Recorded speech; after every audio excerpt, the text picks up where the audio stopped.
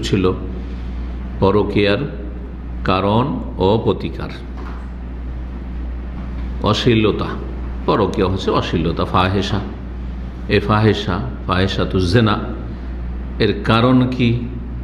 সমাজে পরিবারে এসব জেনা, ব্যভিচার আর পরকীয়া এসব যে হয়ে থাকে, সেটা পুরুষ হোক অথবা নারীর পক্ষ থেকে হোক, এর কারণ এবং প্রতিকার একসাথেই দুটো বিষয় নিয়ে আলোচনা করব। এটাই এর আগে বলেছিলাম। কারণগুলিও তার সাথে সাথে, কারণ জানলেই তখন তার সমাধানের ব্যবস্থা হবে এবং সেটা প্রতিরোধের ব্যবস্থা করব। আল্লাহ রাব্বুল আলামিন যেন আমাদেরকে সমস্ত রকমের ফাহেসা থেকে, অশ্লীল কথা কাজ থেকে বেঁচে থাকার, আমাদের পরিবার সমাজকে, মুসলিম জাতিকে আল্লাহ রাব্বুল আলামিন নোংরামি থেকে, অশ্লীলতা থেকে, পাপ থেকে আল্লাহ বেঁচে থাকার তৌফিক দান করেন। 5টি বিষয় আলোচনা করেছিলাম, 5টি কারণ এবং তার 5টি প্রতিকার বা সমাধান, যাতে করে সমাজে পরিবারে পরকীয়া না হয় বা পরকীয়ায় মানুষ লিপ্ত না হয়। আজকে 7টি বিষয় আর আলোচনা করবো ইনশাআল্লাহ, 7, 5, 12টি। 6 নম্বর যে বিষয়টি, তা হচ্ছে পরকীয়ার কারণ, বেহায়া বেপর্দা নারীদের চলাফেরা, নারীদের বেহায়া বেপর্দা জীবনযাপন। বাড়ির ভিতরে অনেক নারীরা রয়েছে, বাড়ির ভিতরে থাকলেও বেহায়া বেপর্দা। অনেকে আছে বাড়ির ভিতরে হয়তো বেহায়া বেপর্দা না হলেও বাড়ির বাইরে বেহায়া বেপর্দা। এর বিপরীত আছে, অনেকে আছে বাড়ির বাইরে গেলে তো বোরখাটা পরে, বেহায়া বেপর্দা যায় না, কিন্তু বাড়ির ভিতরে বেহায়া বেপর্দা। বাড়ির ভিতরে যে সব পুরুষরা ঢুকে যায়, নিকট আত্মীয় কিন্তু নন মাহরাম, এরা সাধারণত ঢুকে আত্মীয় কিন্তু মাহরাম না, তাদের সাথে বিয়ে শাদী স্থায়ীভাবে হারাম নয়।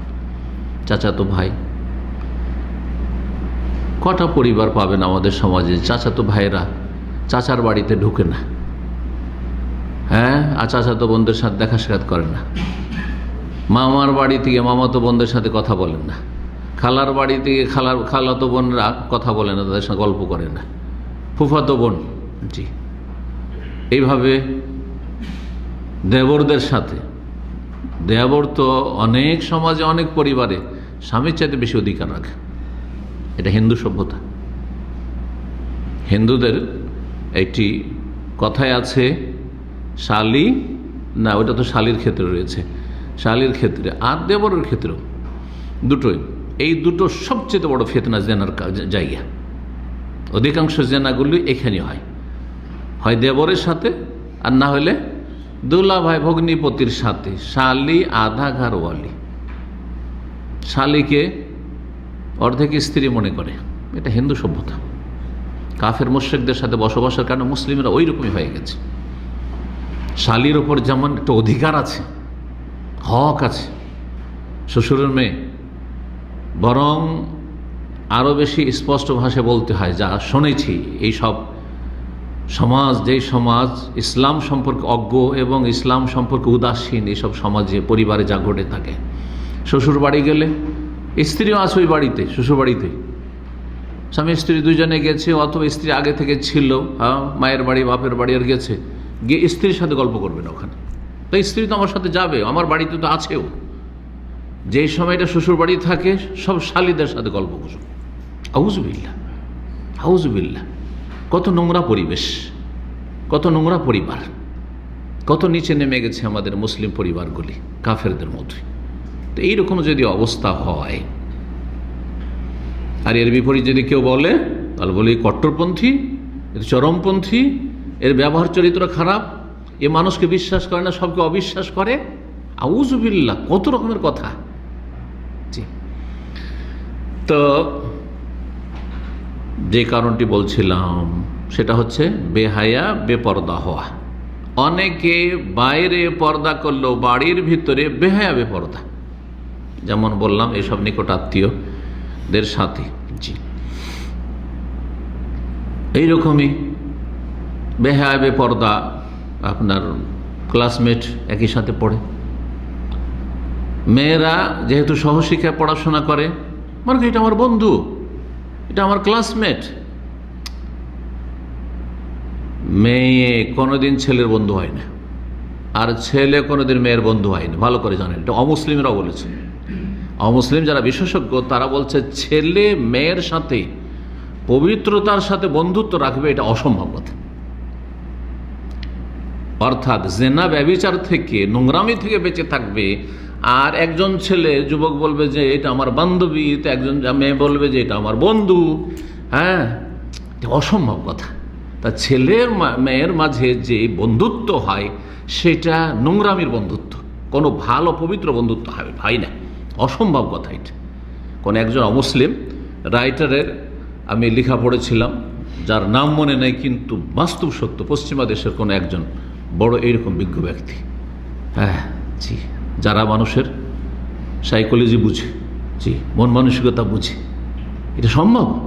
যতই পরেশগার হন না কেন, একটা মেয়ের সাথে বন্ধুত্ব মানে যে কোনো সময় পদস্খলন ঘটতে পারে, যে কোনো সময় আপনার ঈমান হারিয়ে যেতে পারে, নোংরামিতে ডুবে যেতে পারেন। আল্লাহ রাব্বুল আলামিন এসব নোংরামি থেকে এবং এইসব নিকৃষ্ট চিন্তা চেতনা থেকে মুসলিম সমাজকে ফিরে আসার তৌফিক দান করেন।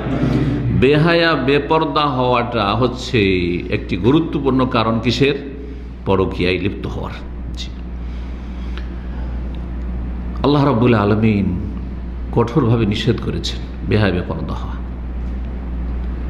ওয়াকারনা ফি বুয়ুতিকুন, তোমরা অবস্থান করো হে নারীরা, তোমরা তোমাদের বাড়িতে। সরাসরি আল্লাহ রাব্বুল আলামিন নবী পরিবার উম্মাহাতুল মুমিনিনকে সম্বোধন করেছেন, আর পরোক্ষভাবে ইনডাইরেক্ট এটা সমস্ত মুমিনাতকে আল্লাহ রাব্বুল আলামিন সম্বোধন করেছেন। ওয়াকারনা ফি বুয়ুতিকুন, তোমরা নিজেদের বাড়িতে অবস্থান করবে। ওয়ালা তাবাররুজনা তাবাররুজাল জাহিলিয়াতিল উলা, আর তোমরা প্রাচীন জাহিলিয়াতের যুগে, আগের জাহিলিয়াতের যুগে, কুফরির যুগে যে বেহায়া বেপর্দা হয়ে মহিলারা চলাফেরা করত, সেই রকম ভাবে তোমরা বেহায়া বেপর্দা হয়ে উন্মুক্ত হয়ে চলাফেরা করিও না। তাবাররুজ মানে হচ্ছে বেহায়া বেপর্দা চলাফেরা করা। এই শব্দটি কোরআনে কারিমে সূরা আহজাবে রয়েছে। ওয়ালা তাবাররাজনা, বেহায়া বেপর্দা হয়ে চলাফেরা করবে না। তাবাররুজাল কাদের মতো? জাহিলিয়াতের যুগের অমুসলিম কাফের নারীদের মতো। তা কিভাবে চলাফেরা করতো? কাপড় খুলে চলাফেরা করতো, বিবস্ত্র না। কেন মক্কার কাফের মহিলা ওইভাবে চলাফেরা করতো? কি করতো? মাথায় কাপড় রাখতো না, চেহারায় কাপড় রাখতো না, বুকের ওপর ঢিলা কাপড় রাখতো না, ওড়না মানে মোটা কাপড়, আর তারপরে সেটা দিয়ে ঢিলা ঢালা কাপড় দিয়ে ঢেকে রাখতো না। তাদের বক্ষর কিছু অংশ খোলা থাকতো, কিন্তু গায়ে কাপড় থাকতো, গায়ে কাপড় থাকতো। এই হাফ প্যান্ট পরে থাকতো না। এই শর্ট প্যান্টের যুগ তখন ছিল না, 1400 বছর আগে জাহিলিয়াতের যুগে কাফেরদের মাঝে। হ্যাঁ, নিচে ঠিকই আপনার লম্বা কাপড় থাকতো, জি, সে সালোয়ার কামিজের আকারে থাক অথবা অন্য কোনো আকারে থাক, কিন্তু থাকতো না কি মাথা খোলা, চুল খোলা, গলা খোলা, হাত খোলা অর্ধেক, এইভাবে। এইটাকে বলা হচ্ছে বেহায়া বেপর্দা। তাহলে চিন্তা করুন, যদি পাতলা কাপড় হয় আর টাইট হয়, ব্লাউজ হয় শুধু 4 আঙ্গুলের ব্লাউজ, হ্যাঁ, ওপরেও খোলা নিচেও খোলা, এইরকম যদি হয়, তাহলে এরা তো জাহিলিয়াত যুগের কাফের মহিলাদের বেহায়া বেপর্দা হওয়াকে ছড়িয়ে গেছে। চিন্তা করুন। ওয়ালা তাবাররাজনা তাবাররুজাল জাহিলিয়াতুল উলা ওয়া আকিমনাস সালাহ, বরং তোমরা কি করো? বাড়িতে অবস্থান করে সালাত কায়েম করো 5 ওয়াক্ত। ওয়া আতিনাস যাকাত, পয়সা থাকলে যাকাত দাও। ওয়া আতিনা আল্লাহ ওয়া রাসূল, আল্লাহ এবং রাসূলের আনুগত্য করো, আল্লাহর কথা মানো, রাসূলের কথা মানো সাল্লাল্লাহু আলাইহি ওয়াসাল্লাম, কোরআন সুন্নাহর কথা মানো, দ্বীনের বিধি নিষেধ মেনে চলো, যা করণীয় করো, যা বর্জনীয় তা ছাড়ো। এ হচ্ছে আল্লাহ এবং রাসূলের আনুগত্য। আল্লাহ চান তোমাদেরকে পবিত্র দেখতে এবং পবিত্র রাখতে, সুতরাং পবিত্র থাকার জন্য চেষ্টা করতে হবে। কারণ হয়ে গেল, কারণের সমাধানের সাথেই যে তাহলে কি করতে হবে? মহিলাদের বেহায়া না হয়ে হায়াওয়ালা হইতে হবে, লজ্জাশীলা হইতে হবে। জি হ্যাঁ, এই জন্য প্রিয় নবী সাল্লাল্লাহু আলাইহি ওয়াসাল্লাম বলেছেন, আল হায়াউ শুবাতুম মিনাল ঈমান, হায়া লজ্জা করা ঈমানের একটি অংশ, অঙ্গ, ঈমানের একটি শাখা। ইমানের 70-এর বেশি শাখা রয়েছে। সবচাইতে ওপরে যেটি একটি বলে দিয়েছেন কি, তাওহীদ, লা ইলাহা ইল্লাল্লাহ, তাওহীদ, আল্লাহর একত্ব, যেন শিরক না থাকে, কুফরি না থাকে, নাস্তিকতা না থাকে, নিফাক না থাকে। আর সবচাইতে নিম্ন ইমাতাতুল আযা আনিত তারিক, কষ্টদায়ক কোনো কিছুকে রাস্তা থেকে সরিয়ে ফেলা। তোমার কষ্ট না হয়, অন্যরও যেন কষ্ট না হয়। ঠিক আছে, তুমি তো দেখে নিলে যে কাঁটা পড়েছিল, কি এখানে একটা ময়লা আবর্জনা পড়েছিল, পেশাব পায়খানা, আর কেউ নাও দেখতে পারে, পা দিয়ে দিতে পারে, সরিয়ে দাও, সেখান থেকে পরিষ্কার করে দাও। আর হায়া, লজ্জা বলছেন ওয়াল হায়াউ শুবাতুম মিনাল ঈমান, ঈমানের যে 70 অধিক শাখা প্রশাখা রয়েছে, হায়া, লজ্জা অত্যন্ত গুরুত্বপূর্ণ একটি শাখা। নবী সাল্লাল্লাহু আলাইহি ওয়াসাল্লাম হায়া, লজ্জা সম্পর্কে অনেক হাদিস, তার মধ্যে একটি রয়েছে ওয়াল হায়াউ লা ইয়াতি ইল্লা বিখাইর, যার মধ্যে লজ্জা আছে, লজ্জা ভালো ছাড়া, কল্যাণ ছাড়া, মঙ্গল ছাড়া কিছুই বয়ে নিয়ে আসে না। লজ্জাতে কি রয়েছে? কল্যাণই রয়েছে, ভালাই রয়েছে, মন্দ কিছু নেই। যতই লজ্জা হোক না, যত লজ্জা থাকবে তত ভালো। এমনকি পুরুষদের ক্ষেত্রেও, শুধু মহিলার ক্ষেত্রে নয়। এই লজ্জা কেড়ে নিয়েছে বেহায়া বেপর্দা চলাফেরা, লজ্জা কেড়ে নিয়েছে একাকার হয়ে যা নারী পুরুষের, লজ্জা কেড়ে নিয়েছে সহশিক্ষা। জি, একই অফিসে চাকরি করা, একই সাথে ঘন্টার পর ঘন্টা বেগানা পুরুষদের সাথে বসে থাকা, এতে চোখে চোখে দেখতে অভ্যস্ত হয়ে গেছে। আর কি অসুবিধা, দেখার বদ অভ্যাস হয়ে গেছে, এখন আর কোনো ব্যাপারই না। আপনি দেখেন, একটা মেয়েকে ভালো করে অবজার্ভ করেন, ছোট থেকে দেখতে থাকেন, কত লজ্জা। এমনকি ছেলেও, ছোট ছোট ছেলে দেখেছেন, আমার বাচ্চারা আমি দেখেছি, আপনাকে বাস্তব বলছি, আমার সামনে, ওর মায়ের সামনে 2 বছর 3 বছরের বাচ্চা কাপড় খুলবে পেশাব পায়খানার জন্য, যদি কোনো আমার ছেলে মেয়ে দেখে নেয়, এসে মারতে শুরু করবো। কেন দেখলো? আমি বাথরুম থেকে বেরোলাম, কেন দেখলো? কারণ অভ্যাস নাই। কত লজ্জা! তাহলে লজ্জা দিয়ে আল্লাহ সৃষ্টি করেছেন। একটা ছেলেও যদি এরকম হয়, তাহলে মেয়ের এর চেয়ে কত বেশি লজ্জা আছে। প্রাকৃতিকভাবে লজ্জা আল্লাহ রাব্বুল আলামিন দিয়ে সৃষ্টি করেছেন। লজ্জা দিয়ে সৃষ্টি করেছেন প্রথম মানুষকে, এই জন্য আদম আর এবং হাওয়া। চিন্তা করে দেখেন এই ঘটনাটি, যখন তাদেরকে জান্নাত থেকে বের করে দেওয়া হইল, তখন কি হয়েছিল? জান্নাতি কাপড় কেড়ে নেওয়া হইল, তখন কি হয়ে গেলেন? দুইজনে বিবস্ত্র হয়ে গেলেন, শরীরে কাপড় নেই। আচ্ছা, শরীরে কাপড় নেই, কেউ দেখছে নাকি ওদেরকে? দেখলে স্বামী স্ত্রী, স্বামী স্ত্রীকে দেখে, স্ত্রী স্বামীকে দেখছে, এমন কি ব্যাপার? কোনো ব্যাপার তো না, এটা তো স্বাভাবিক হচ্ছে। কিন্তু সাথে সাথে যেমনই কাপড় খুলে, কাপড় কোথায় চলে গেল? আল্লাহ কেড়ে নিলেন, সুবহানাল্লাহ। হ্যাঁ, একটা নাফরমানি, একটা ভুলের কারণে যদি এটা হয়, তাহলে যারা অহরহ ভুল করেছেন তাদের জীবন থেকে আল্লাহ কত নিয়ামতকে কেড়ে নেবেন। চিন্তা করুন তো দেখি যে পাপের যে কুপ্রভাব রয়েছে আর কুফল রয়েছে, যে বিষয়টি এখানে দেখাবার সাথে সাথে কি করতে লাগলেন? কোরআনের ভাষা আল্লাহ ফাতাফিকা ইয়াখসিফা আন আলিহিমা মি ওয়ারাকিল জান্নাহ, যেমনই কাপড় খুলে পড়ে গেছে, আর নাই কাপড়, তখন সাথে সাথে গাছের পাতা নিয়ে তাদেরকে একটা পাতা আর একটা পাতার সাথে জড়িয়ে লজ্জা স্থান ঢাকা শুরু করেছে। কেউ তো দেখছে না, কেউ দেখছে পৃথিবীতে আর কোনো মানুষ নেই। আর মানুষ তো জিনকে দেখে না। হ্যাঁ, মানুষ তার মালায়েকা ফেরেশতাকে দেখে না যে লজ্জা লাগবে। আমাদের সামনে এদিক সেদিক, আপনি বাথরুমে যাচ্ছেন, জিন তো আছে। হ্যাঁ, এদিক সেদিক যাচ্ছেন আপনি, ফেরেশতা থাকতে পারে, কিন্তু সেটা তো আর লজ্জার বিষয় না, কারণ দেখি না তাদেরকে। না, আসল বিষয় হচ্ছে মানুষ যদি আমাদেরকে দেখে নেই, তখন লজ্জার বিষয়, তাই না? না গরু ছাগল দেখে লজ্জা লাগবে? হ্যাঁ, যে গরু ছাগলের সামনে কাপড় খোলা যাবে না, তা তো নয়। তাহলে সেখানে তো কোনো মানুষ ছিল না, কিন্তু সাথে সাথে আদম হাওয়া, আমাদের পিতা মা, সাথে সাথে ইজ্জত ঢাকা শুরু করেছেন। লজ্জা কত গুরুত্বপূর্ণ জিনিস এবং প্রাকৃতিক জিনিস, এই প্রাকৃতিক বিষয়টা, নেচার। জি, এই নেচার দিয়ে, এই প্রকৃতি দিয়ে আল্লাহ সৃষ্টি করেছেন মানুষকে। এটা কেড়ে নিচ্ছে এই সহশিক্ষা, আর একসাথে একাকার হয়ে যাওয়া, আর একসাথে উঠা বসা, চলাফেরা, অবাধ মেলামেশা, যেগুলি সমস্তগুলি ইসলামে হারাম। এগুলি হচ্ছে পরকীয়ার মুখ্য কারণ। হায়া, লজ্জা, শরম অত্যন্ত জরুরি। আল্লাহ রাব্বুল আলামিন যেন এটাকে ধরে রাখার তৌফিক দান করে মুসলিম মা বোনদেরকে। আর এর জন্য জরুরি যে সহশিক্ষা বর্জন করতে হবে। আপনি মেয়েকে পড়িয়ে কী করবেন? সহশিক্ষা কি পড়াবেন আপনি? কোন মহিলা উচ্চ শিক্ষা লাভ করে মানসিক শান্তিতে আছে? হ্যাঁ, পয়সার শান্তি থাকতে পারে, ভালো অঙ্কের বেতন পাচ্ছে, স্বামী স্ত্রী দুজনে চাকরি করছে, কোন শান্তিতে আছে ভালো করে খোঁজ নিয়ে দেখেন। শান্তিতে নেই, বাচ্চাদেরকে ছেড়ে চাকরিতে যেতে হচ্ছে, স্বামী স্ত্রী দুজনের চাকরিতে। আসার পরে ও বাবু তো স্বামী তো আর পাক করবে না, ও বসে আছে, এসে আবার ওকে বেচারিকে পাক করতে হচ্ছে। হ্যাঁ, ও সংসারের কাজ করতে হচ্ছে, দেখাশোনা করতে হচ্ছে, বাচ্চাদের পরিচর্যা করতে হচ্ছে। অতিরিক্ত বোঝা নিয়েছে, আল্লাহ আরো বোঝা চাপিয়ে দিয়েছে। অশান্তির কারণ, মানসিক শান্তিতে কোনো মহিলা নেই চাকরি করে। জি, ভালো করে শুনে নেন। তো এই ছিল কোরআনে কারীমের আয়াত, সূরা আহজাব আয়াত নম্বর 33। আরেকটি আয়াতে মর্মে শুনিয়ে দিই। আল্লাহ রাব্বুল আলামিন এই বেহায়া বেপর্দা যাতে মানুষ না হয়, মহিলারা না হয়, সেজন্য হিজাব ফরজ করেছেন।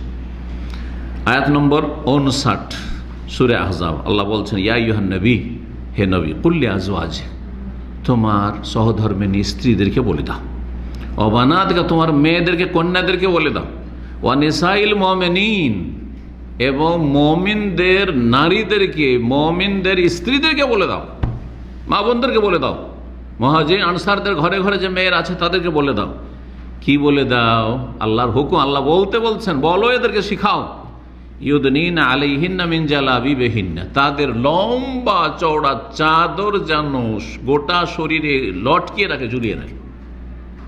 আগের যুগে বোরখা ছিল না, আমরা ছোটতে দেখেছি গ্রাম অঞ্চলে, কিন্তু লম্বা লম্বা চাদর ছিল, মাথা থেকে ঘুমটা টেনে ঢেকে তারপরেও মাটিতে ঝুলত। দেখেছেন এরকম? যারা বয়স্ক লোক 50-এর দিকে আছেন তারা দেখে হবে নয়তো, এরকম গ্রামে গঞ্জে লম্বা চাদর পরত, তার নিচে শাড়ি থাকলে অসুবিধা নেই, কারণ বাইরে গিয়েছে তখন ওইরকম ঢিলা ঢালা পড়ছে, এত ঢিলা কিছুই বোঝা যাচ্ছে যে একজন মহিলা যাচ্ছে, তার কিছুই দেখা যাচ্ছে। বরং আজকালকার বোরখা চাইতে অনেক ভালো, অনেক দিক থেকে সেটা, কারণ আজকাল অনেকের বোরখা আছে টাইট, তাতে উঁচা নিচা বোঝা যাচ্ছে শরীরের, কোনখানে কতটা উঁচা হয়েছে, কোনখানে কতটা নিচা হয়েছে, ঠিক না? আর যে যেমন পেট বোঝা যাচ্ছে, এরকম যদি বোরখাতে বোঝা যায় তো ফায়দা কি বোরখাতে? কথা বোঝা যাচ্ছে।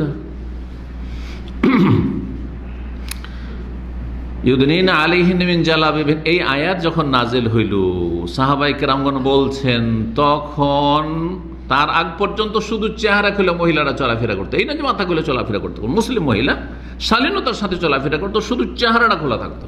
কিন্তু এই আয়াত নাজিল, এটি হচ্ছে হেজাবের আয়াত, পর্দার আয়াত। পর্দার আয়াত নাজিল হওয়ার সাথে সাথে সাহাবিয়াতরা, মুহাজিরিন আনসারদের স্ত্রীরা, মা বোনেরা কিভাবে আমল করলেন এর উপর? গোটা মুখমণ্ডল ঢেকে নিলেন ঘুমটা টেনে, আর ইউবদিনা আইনান ওয়াহিদা, একটি চোখ খুলে রাস্তা দেখতেন, একটি চোখ খুলে রাস্তা দেখতেন, এইভাবে পুরোটা ঢেকে একটা চোখ দিয়ে, আমি তো পুরোটা ঢাকছি না, হ্যাঁ, এইদিকে পুরোটা ঝুলিয়ে দিয়ে একটা চোখ দিয়ে শুধু রাস্তা দেখতেন। এইটি হচ্ছে হেজাব। জি, এখান থেকে বোঝা গেল যে চেহারা পর্দা করতে হবে, চেহারা পর্দা ফরজ, চেহারা ঢাকা ফরজ। যারা মুস্তাহাব বলেছে তাদের ইজতিহাদের ভুল। জি, আর মুস্তাহাব যদি মানে এই নয় যে খুলে বেড়াও, এটাও নয়। যারা মুস্তাহাব বলেছেন সেটা ভালো বলেছেন, কিন্তু না, এটাই যথেষ্ট নাই, এই ফতোয়া যথেষ্ট নাই। বরং সহি ফতোয়া এবং অধিকাংশ আইম্মা ইকরামদের ফতোয়া, ওলামা ইকরামদের ফতোয়া এবং সালাফদের আমল ছিল, এবং সালাফদের মেয়েদের, মা বোনদের আমল ছিল যে তারা একটি চোখ খুলে, তখন তার এত পাতলা কাপড় ছিল না যে সামনে ঝুলিয়ে দেখতে পাবে, এত মোটা কাপড়ের সামনে ঝুলে কিছু দেখা যাবে না, সেজন্য তো ইউবদিনা আইনান ওয়াহিদা, একটি চোখ খুলে চলাফেরা করতেন। পর্দা অত্যন্ত জরুরি, লজ্জা শরম অত্যন্ত জরুরি, আর বেহায়া বেপর্দা হওয়া হচ্ছে হারাম, এটি হচ্ছে অশ্লীলতা। এইরকম পর্দা করলে ফায়দা কি হবে? আল্লাহ বলছেন, যালিকা আদনা ইউরাফনা, এতে চেনা যাবে যে এরা দিনদার, আল্লাহ ভীরু মহিলা, এরা ভালো মানুষ, ভালো পরিবারের। এখানে কোন রকমের তাল খাটানো যাবে না, চেনা যাবে। ফালা ইউজাইন, সুতরাং তাদেরকে উত্ত্যক্ত করা হবে না, কেউ কষ্ট দেওয়ার সাহস করবে না, তাদেরকে কেউ উত্ত্যক্ত করার সাহস করবে না, তাদের সাথে কেউ খারাপ এমন কোন রকমের কথা বলবে অথবা কোন রকমের আচরণ করবে, এই সাহসই করবে না, সাহসই করবে না। বাস্তবে দেখবেন পর্দানাশীল মহিলা রাস্তা দিয়ে যাচ্ছে, কোনো শয়তান প্রকৃতির মানুষ তার সাথে সাহস করবে না। জি, দূরে পারে যদি যেতে হয় এই জন্য মাহরাম সাথে নিয়ে যেতে হবে, একা চলাফেরা করা যাবে না, কারণ সেখানেও নিরাপদ না যদি একা চলাফেরা করেন। কিন্তু এমনি আশেপাশে আছেন আর জনগণ সবাই চলাফেরা করছে, এমন নয় যে নির্জনে, এমন নির্জনে একা একা চলবে রাতের অন্ধকারে, তো ধর্ষিত হইতে পারে, ভালো মানুষও হইতে পারে, সেটাও খেয়াল রাখতে হবে। জি। 7 নম্বর কারণ, কিসের কারণ? পরকীয়ার কারণ হচ্ছে নর এবং নারীর অবাধ মেলামেশা, একাকার হয়ে কাজকর্ম করা, একাকার হয়ে শিক্ষা দেওয়া নেওয়া, পঠন পাঠন, চাকরি বাকরি, অফিসে কর্মচারী, মহিলাও আছে পুরুষ আছে, পাশে কাউন্টারে একটা মহিলা একটা পুরুষ, এক মহিলা এক পুরুষ, হাউজুবিল্লাহ। কেন অশ্লীলতা ছড়াবে না? কেন পরকীয়া হবে না? কারণ ওখানে একসাথে কাজ করি, আর কি লজ্জা থাকে? অন্য লোককে দেখলো যদি লজ্জা থাকে, এদেরকে বলে কোনো লজ্জা নেই, এ তো ভাইয়ের চাইতে বেশি কাছের, ভাইকে এত সময় দিতে পারে না যতটা সময় দেয় কলিকে, 8 ঘন্টা ডেলি সময় দেয়। কোন মহিলা আছে আজকাল যারা চাকরি করে 8 ঘন্টা স্বামীকে সময় দেয়? 8 ঘন্টা সময় দেবে না, ঠিক না? কিন্তু এইখানে করে বসের কাছে সার আর 8 ঘন্টা 10 ঘন্টা ডিউটি করছে দুটো তুচ্ছ পয়সার জন্য, আর বেহায়া বেপরদা হয়ে যাচ্ছে। আর যার ফলে এগুলি হচ্ছে পরকীয়ার কারণ, এগুলি হচ্ছে পরকীয়ার কারণ। তো নর আর নারীর একাকার হয়ে যাওয়া, যে কোনো জায়গায় হোক না কেন, রাস্তাঘাটে হোক, ভিড়ভাড়ে হোক, অথবা বাসে ট্রেনে হোক, একাকার হয়ে যাওয়া, কর্মক্ষেত্রে হোক, শিক্ষা অঙ্গনে হোক, যে কোনো জায়গায় হোক না কেন, শরীয়তে নারী পুরুষের একাকার হওয়া জায়েজ নয় এবং অবাধ মেলামেশা জায়েজ না। সীমিত আকারে যেখানে ফিতনার আশঙ্কা নেই, আর সেখানে মানুষ ওই ধরনের চিন্তাই করতে পারে না, এইরকম হয়তো 1-2টি ক্ষেত্র রয়েছে। যেমন বাইতুল্লাহর তওয়াফ, যারা আজকাল মুসলিম সমাজের যারা প্রগতিশীল না, প্রগতিবাদী কি বলে ওদেরকে, এই সব বেদিনগুলো, এরা বলে যে কাবা ঘরে ওখানেও তো সব একাকার হয়ে যাচ্ছে নর নারী, সুতরাং রাস্তাঘাটে মাঠে ঘাটে আর অফিস আদালতে হইল তো কি হইল, দুটো এক। আরে আল্লাহর ঘরের এখানে যখন তওয়াফ করছে সেখানেও বলা হয়েছে যে সব মহিলারা একাকার হয়ে একবারে ভিড়ে যাচ্ছে পুরুষদের সাথে আর তওয়াফ করছে, সেটা কোনো ভালো কাজ করছে না। নবী সাল্লাল্লাহু আলাইহি ওয়াসাল্লাম বলেছেন তুফি মিন ওয়ারাইন নাস, পুরুষরা যে তওয়াফ করছে কাবার কাছাকাছি, তোমরা তাতে দূর দিয়ে তওয়াফ করো। তুফি মিন ওয়ারাইন নাস, পুরুষদের মাঝে একাকার হয়ে তওয়াফ করিও না। জি, এইভাবে মহিলা আছে একসাথে, মহিলা একদল যাচ্ছে তার সাথে লেগে করবে, মহিলা পুরুষ পুরুষদের সাথে লেগে করবে। তারপরে সেখানে আল্লাহর ঘরের কাছে আল্লাহর সামনে সব হাজির হয়েছে, সেখানে মানুষের ইমানের অবস্থা, মন মেজাজের অবস্থা কত, সেখানে রুহানিয়াত কাজ করছে, আধ্যাত্মিকতা কাজ করছে, সেটাকে অন্য জায়গায় অসম্ভব কথা, তাই না? কর্মক্ষেত্রে, শিক্ষা অঙ্গনে না, মোটেই না। সুতরাং এই একাকার হয়ে যাওয়া এটি শরীয়তে জায়েজ নয়। এই মর্মে শুনুন একটি হাদিস শোনাবো, শোনেন আবু দাউদের, হাদিসটি হাসান আল্লামা আলবানী রাহিমাহুল্লাহ বলেছেন সহিহুল জামিতে। আবু ওসাইদ আনসারী রাদিয়াল্লাহু তাআলা আনহু বর্ণিত, তিনি বলছেন যে তিনি রাসূলুল্লাহ সাল্লাল্লাহু আলাইহি ওয়াসাল্লামকে বলতে শুনেছেন, এক সময় মসজিদ থেকে বের হচ্ছিলেন রাসূলুল্লাহ সাল্লাল্লাহু আলাইহি ওয়াসাল্লাম, ওই সময় মসজিদ নববী থেকে বের হচ্ছেন, আর ওই সময় নবী সাল্লাল্লাহু আলাইহি ওয়াসাল্লাম দেখলেন যে ফাখতালাতের রেজাল ও মান্নাসা ফিত তারিক, রাস্তায় মহিলারা বেরিয়েছে মসজিদ থেকে, আর পুরুষরাও তার পিছনে চট করে বেরিয়ে গেছে। প্রথম দিকে সতর্ক করার আগে এইরকম করেছে। তা নবী সাল্লাল্লাহু আলাইহি ওয়াসাল্লাম হঠাৎ করে দেখে ফেলেছেন যে আরে মহিলারা হাঁটছে, ওর মাঝখানে পুরুষরাও মসজিদের গেট দিয়ে বেরিয়ে গিয়ে একাকার হয়ে যাচ্ছে রাস্তাতে। চিন্তা করছেন মসজিদে কিন্তু বেরিয়েছে, এমন নয় যে কাজকর্মে ডিউটিতে গিয়ে, মসজিদে মানুষের অন্তর কত পাক পবিত্র থাকে, তারপর মসজিদের গেট থেকে বেরিয়ে মহিলাদের মাঝে পুরুষরা বা পুরুষদের মাঝে মহিলারা একাকার হয়ে গেছে মদিনার অলিতে গলিতে।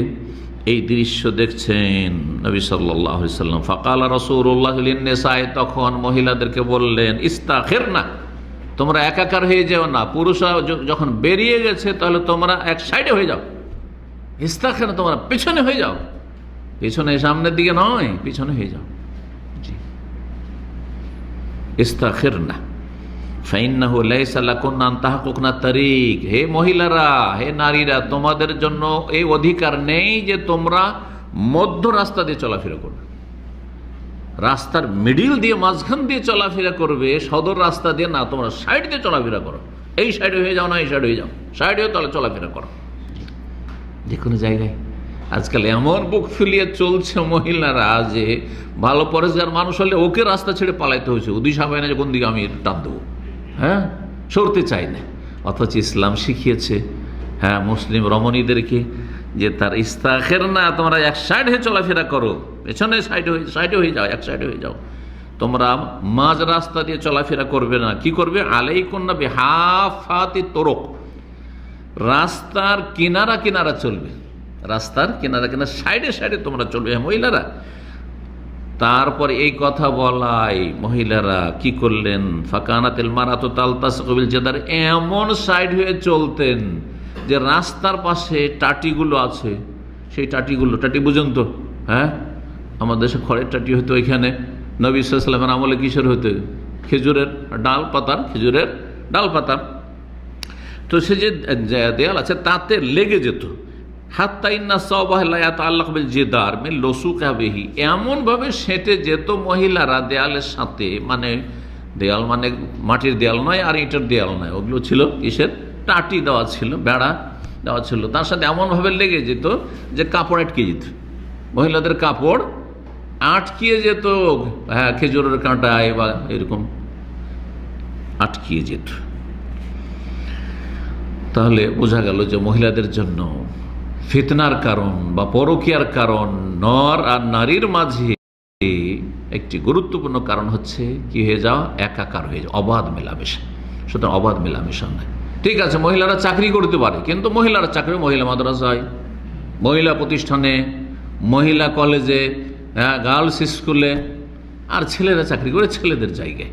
কোনো জায়গায় ভাবছেন যে এটা মহিলাদের জন্য এখানে কাজ করানো যেতে পারে, তো শুধু মহিলাদেরকে কাজ করান। আমাদের ইসলামী সেন্টারের মহিলা সেকশন আছে, আপনারা জানেন না?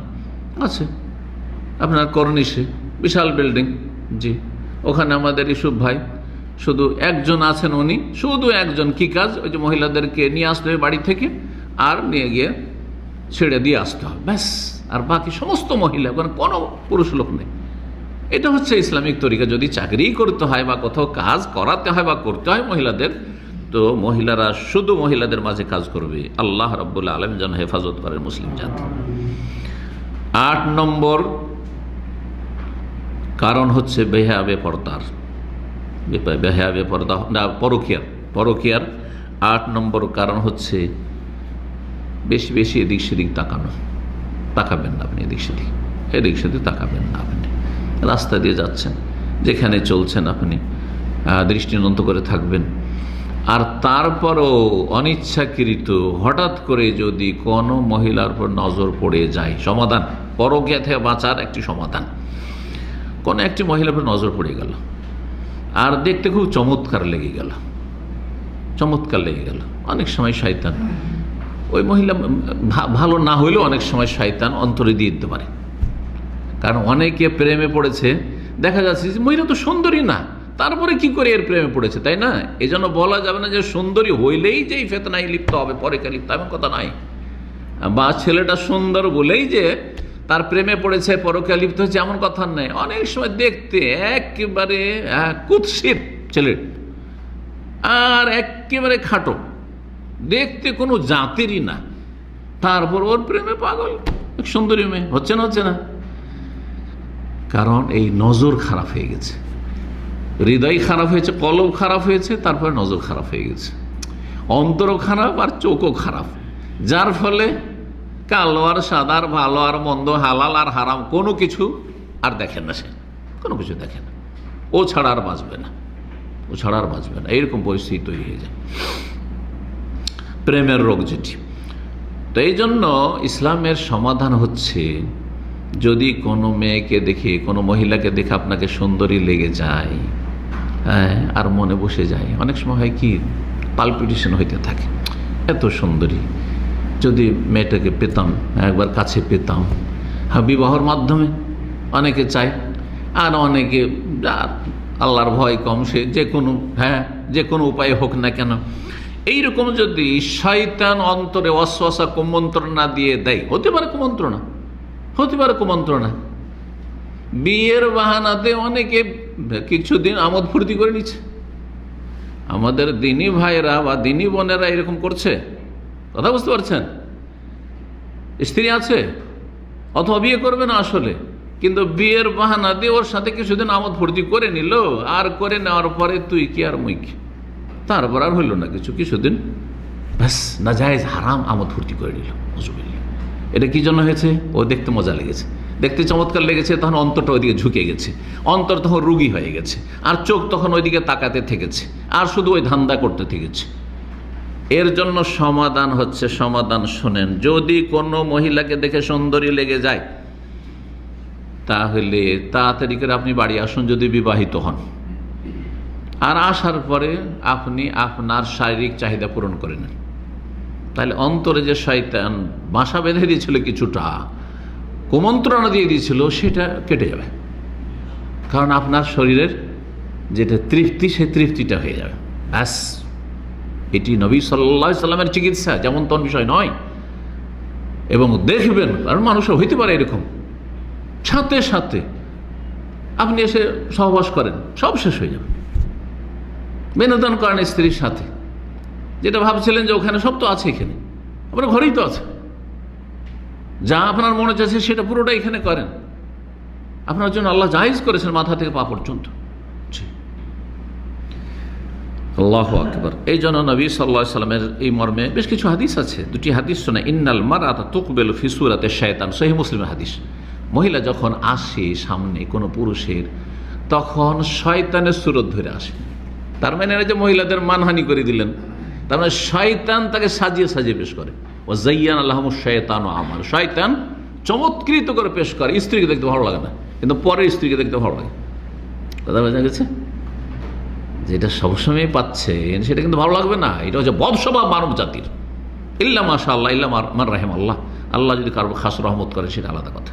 জি, তো বলছেন যে শয়তানের সুরতে মহিলা আসে, অতুদবের ফি সূরাতি শায়তান, যখন যায় উল্টো দিকে যাচ্ছে তখন ওই শয়তানের সুরতে যায়, পেছন দিক থেকে তাকাইতে থাকে।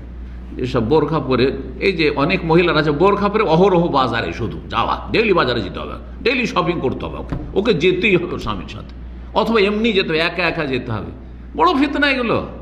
কারণ হয়তো মহিলা ভালো পর্দা করে থাকে, কিন্তু ওর দিকে কেউ সামনের দিক থেকে তাকাচ্ছে, কেউ সামনের দিকে দাঁড়িয়ে পিছন দিক থেকে একটু তাকাচ্ছে, দেখি কেমন একটু, হ্যাঁ, আর কেউ কিছুই পায় না, একটু ছিল দেখি একটু হাতের আঙুলগুলো খোলা আছে কিনা, ওই দিকেই তাকাচ্ছে, তার পা খোলা আছে কিনা, একটু চোখটা খোলা আছে ওখানেই তাকাচ্ছে, দেখি। আউযুবিল্লাহ, শয়তান কি না করে। শয়তানের সুরতে আসে মহিলা, আর শয়তানের সুরতে যায়, সামনের দিক থেকে তাকাবার চেষ্টা করে, হ্যাঁ, যুবকেরা যুবতীর দিকে বা মহিলা পুরুষ নারীর দিকে, আর পেছন দিক থেকেও তাকাবার চেষ্টা করে। পেছন দিক দিয়ে কি দেখছো তুমি, তা ওই তাই দেখবে। ফাইজা রাহাদুকুম ইমরাতান, সুতরাং তোমাদের কোন ব্যক্তি যদি কোনো মহিলাকে দেখে না, মানে নজর পড়ে যায়, ফাআজাবাতহু, আর খুব মজা লেগে গেল, দেখতে সুন্দরী লেগে গেল, চমৎকার লাগলো, ফালিয়াতে যাওজাতাহু, যেন স্ত্রীর কাছে তাড়াতাড়ি চলে আসে, তাড়াতাড়ি স্ত্রীর কাছে আসেন, আর আসার পরে আপনি নিজের শারীরিক চাহিদা পূরণ করেন, সব শেষ হয়ে যাবে। জি, নবী সাল্লাল্লাহু আলাইহি ওয়াসাল্লামের হাদিস। আরেকটা হাদিস শুনিয়ে দিই, বলছে ইন্না আহাদাকুম আজাব ইযা আহাদুকুম আজাবাতহু ইমরা, যদি তোমাদের কোনো ব্যক্তিকে কোনো মহিলা চমৎকৃত করে, মানে মজা লাগে দেখতে, সুন্দরী লাগে, ফাওয়াকাত ফি কলবি, তারপরে অন্তরে বসে গেছে, উফ, এই মেয়েটা যদি আমি স্ত্রী হিসাবে পেতাম, একটু ভালো মানুষগুলো, আর যারা ভালো মানুষ নাই, হ্যাঁ পেতাম, হ্যাঁ, আউযুবিল্লাহ, ফালিয়ামাদিল ইমরাতিহি, তাড়াতাড়ি করে উদ্দেশ্য করো, রওনা হও কোথায়? স্ত্রীর কাছে। ফালিওয়াকিহা, তার সাথে সহবাস করো। ফাইন্না যালিকা ইয়ারুদ্দু মা ফি নাফসিহি, মনে যে ওয়াসওয়াসা, শয়তানি ওয়াসওয়াসা পয়দা হয়েছিল, সবকে শেষ করে দেবে, সবকে শেষ করে দেবে। লিআন্নাল্লাযী মাহা মিসলুল্লাযী মাহা, কারণ ওই মেয়েটি যে দেখতে দেখতে সুন্দরী লেগেছে, বেশি মজা লেগেছিল, ওর কাছে যা আছে তোর স্ত্রীর কাছে তাই আছে, কি নেই, সবই আছে। কথা বুঝতে পারছেন না? নবী সাল্লাল্লাহু আলাইহি ওয়াসাল্লাম এই কথাগুলি এত ভেঙে বলেছেন, খোলা স্পষ্ট ভাষায় বলেছেন, কারণ যাতে করে ওষুধ চিকিৎসা দেওয়া সম্ভব হয়। এটা তাহলে বিবাহিতদের ক্ষেত্রেও, অবিবাহিত প্রবাসী 2 বছরের জন্য চলে এসছেন, আর তো চান্সই নেই যে 2 বছরের মধ্যে যেতে পারবেন, তাদের ক্ষেত্রে উলামায়ে কেরামগণ বলেছেন যে কি করবে। 1 নম্বরে ওয়াস্তাইনু বিস-সবরি, আল্লাহ বলছেন ধৈর্য ধারণ করা। সাবর গুরুত্বপূর্ণ ইবাদত, দুটি ইবাদত অত্যন্ত গুরুত্বপূর্ণ মুসলিম জীবনে। একটি হচ্ছে সাবর, ধৈর্য ধারা, আর একটি হচ্ছে শুকরিয়া আদায় করা। শুকরিয়া আদায় কখন করতে হয়? আল্লাহর কাছে পেলে, যা পেয়েছেন তার উপর শুকরিয়া। আলহামদুলিল্লাহ, এই যে পানি খেলাম আলহামদুলিল্লাহ, প্রয়োজন পেলাম না, পাচ্ছি না, জরুরি আমার জন্য এটা পানি এখন, কিন্তু পিপাসিত পাচ্ছি না, সাবর করেন। সুস্থ আছেন আলহামদুলিল্লাহ, আজ অসুস্থ থাকেন সাবর করেন। সাবর আর শুকরিয়া দুটো ডানা, এই দুই ডানা যদি না থাকে তাহলে ওই পাখির মতো, যেই পাখি ডানাবিহীন পাখি কি আর বাঁচবে? কি করবে বেঁচে? তা তো লাইফই নষ্ট, উঠতেই পারে না। তো ধৈর্য ধারণ করবে। আর কি করবে? ওয়াস্তাইনু বিস-সাবর পর আল্লাহ কি বলেছেন? সালাত পড়েন। মনে ওয়াসওয়াসা কোনো মেয়ের দিকে একটা মনটা টেনে গেছে, সালাত আদায় করতে লাগে, নামাজ পড়তে লাগে না, সাথে উজু করে এসে 2 রাকাত নামাজ পড়তে লাগে, যে কোনো সময় নফল। আর যদি বিশেষ সময় থাকে, চাষতের সময়, জোহার সময়, তাহাজ্জুদের সময়, তাহলে ওই নামাজগুলো পড়বেন, বেশি বেশি নামাজ পড়েন। জি, সিজদা করেন লম্বা। অসিয়াম, আর কি করবেন? রোজা রাখবেন।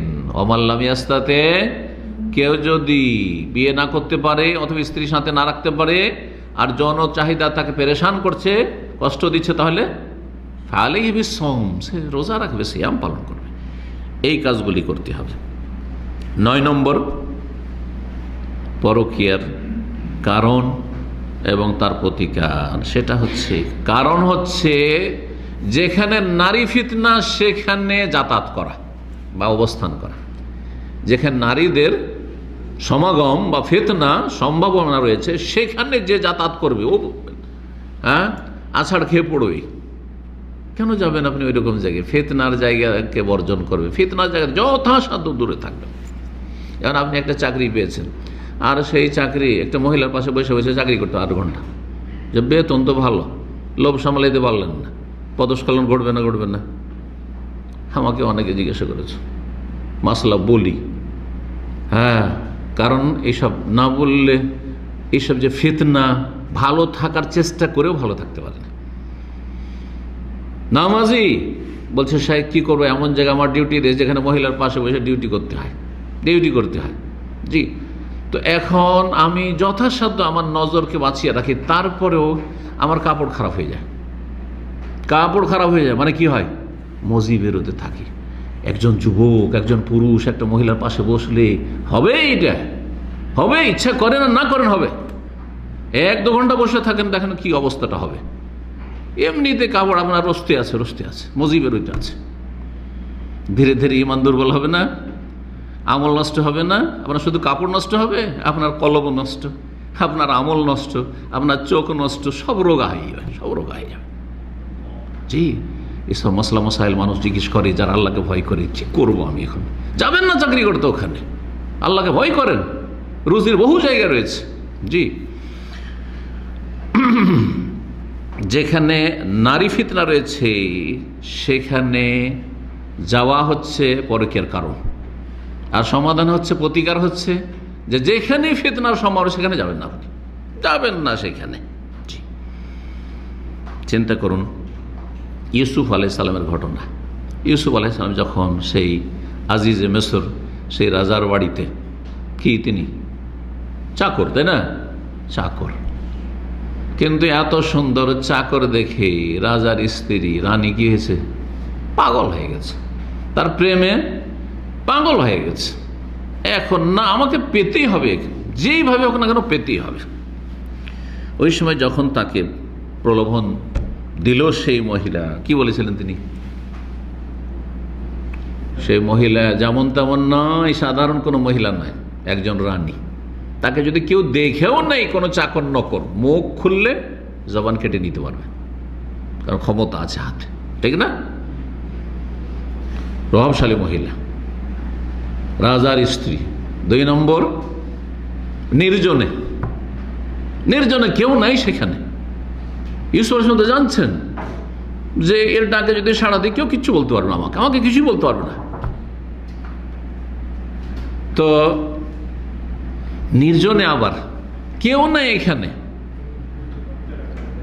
এই সুযোগকে কি গ্রহণ করলেন? হ্যাঁ, না কি কথা বললেন যে আমি কি করব, না হলে তো আমার ভাত উঠে যাবে এখান থেকে, না হলে তো আমাকে ফাঁসিয়ে দিবে। অনেক ছেলেরা বলে এরকম, যা এরকম না করলে তো আমাকে ফাঁসিয়ে দেবে।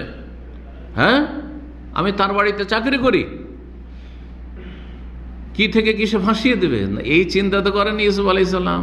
তাকে 7 বছর জেলে থাকতে হয়েছে। তারপর জেলে থাকবো, রব্বে সিজন আহাব্বু ইলাইয়া মিম্মা ইয়াদউনানি ইলাইহি, আল্লাহ আমার কাছে জেল যেই জিনা ব্যভিচারের দিকে, পরকীয়ার দিকে ডাক দিচ্ছে তার চাইতে অনেক অনেক প্রিয়। আল্লাহু আকবার, কি ঈমান হইতে পারে এটা চিন্তা করুন তো দেখি।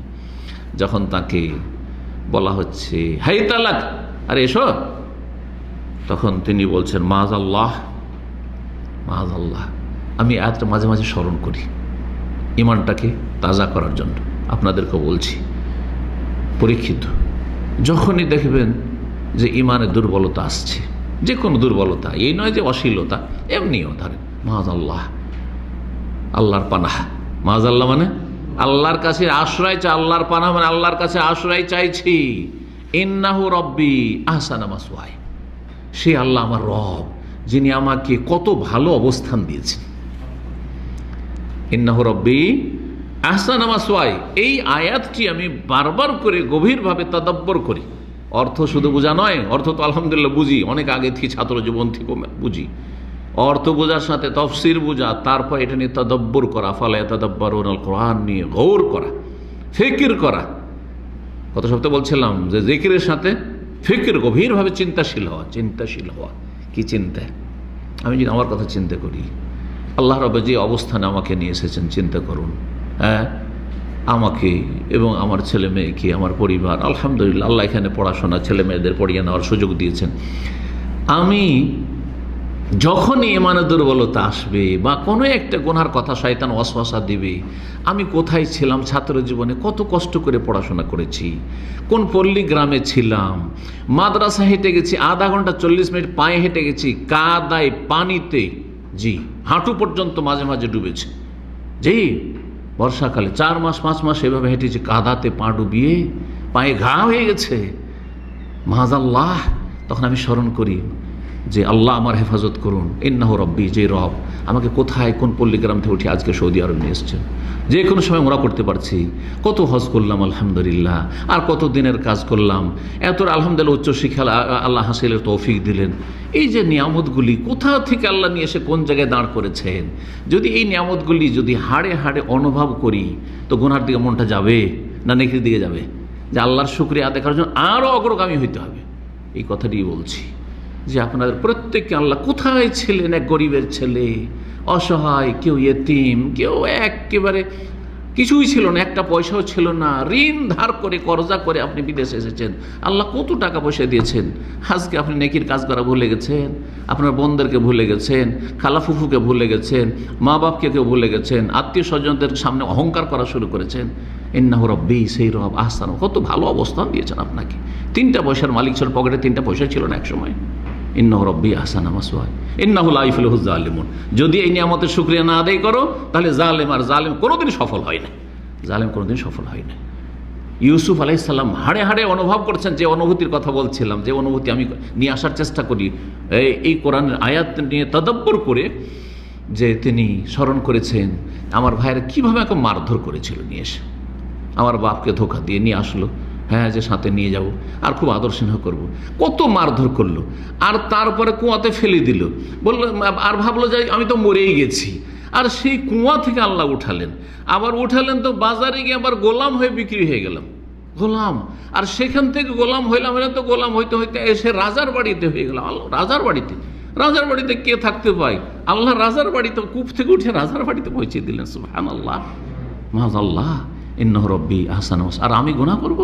এখানে আল্লাহ রাব্বুল আলামিন কূপ থেকে উঠিয়েছেন, যদি না উঠাইতেন আর আজকে আমি জিনা ব্যভিচারে লিপ্ত হব, এই রানীর কথা শুনবো আমি? অসম্ভব কথা, অসম্ভব কথা। এইগুলো হচ্ছে এহসাস, এগুলোকে বলে ফিলিংস, এটাকে বলে অনুভূতি, ইমানি অনুভূতি, ইমানি চেতনা অত্যন্ত জরুরি। আপনি ছিলেন কি আর হয়েছেন কি, আল্লাহ কত দূর পৌঁছেছেন, যে আল্লাহ এত দূর পৌঁছেছেন, আল্লাহ অনেক দূর আরও পৌঁছাতে পারেন। অসম্ভব কিছু না রব্বুল আলমিনের কাছে। কিন্তু আপনার ঈমান আমলটা ঠিক থাকতে হবে, আখলাক চরিত্র ঠিক থাকতে হবে। আল্লাহ রব্বুল আলমিন যেন তৌফিক দান করেন। ফিতনার জায়গা থেকে বাঁচতে হবে, ইউসুফ আলাইহিস সালাম তার প্রমাণ দিয়েছেন। এবং নবী সাল্লাল্লাহু আলাইহি সাল্লামের সহিহ বুখারী মুসলিমের হাদিস রয়েছে, আর অন্যান্য প্রায় হাদিসের কিতাবে হাদিসটি রয়েছে, সাবাতুন ইউযিল্লুহুমুল্লাহু ফি যিল্লিহি, 7 প্রকারের মানুষকে আল্লাহ রাব্বুল আলামিন তার স্পেশাল ছায়া দেবেন। কোন দিনে? হাসরের মাঠে, কিয়ামতের মাঠে, যখন সূর্য এত কাছে হবে যে মানুষ ঘামে হাবুডুবু করবে। রৌদ্র, সুবহানাল্লাহ, কি যে রৌদ্র থাকবে, যে তাপ থাকবে, সেই সময় আল্লাহ স্পেশাল ছায়া দেবেন, যেদিন ইয়াউমা লা যিল্লা ইল্লা যিল্লুহ।